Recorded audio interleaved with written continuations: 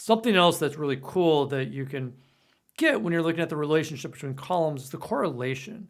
Now, if you have all numerical columns, which I believe this one does, then you can simply put in df.corr. And this should give us all the correlations. So let's go ahead and check it. And you can see we have them. Okay, so this is awesome. So these are all correlations between columns.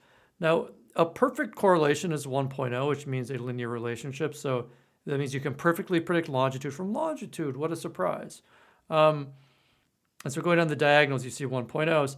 Aside from that, you're looking for sort of, I would say you're looking for decimals that are close to 1 or -1, because -1 is a clear negative relationship. So when you see this like 0.92, that's a really high correlation. That's not surprisingly, because if we look at what it is, it's total bedrooms and total rooms. And so the idea here is that if you know a lot of information about one of them, say total bedrooms, you can use that to predict the other one, like total rooms. And note that population and households are also highly correlated here. If we look at what we want to predict, median house value, you can see that these correlations are not high, right?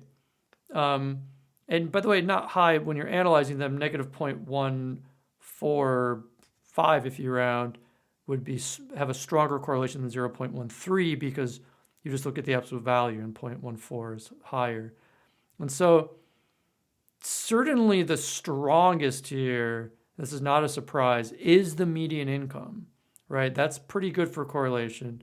So we have a 0.69 correlation between median income, you see it right here as well, and median house value.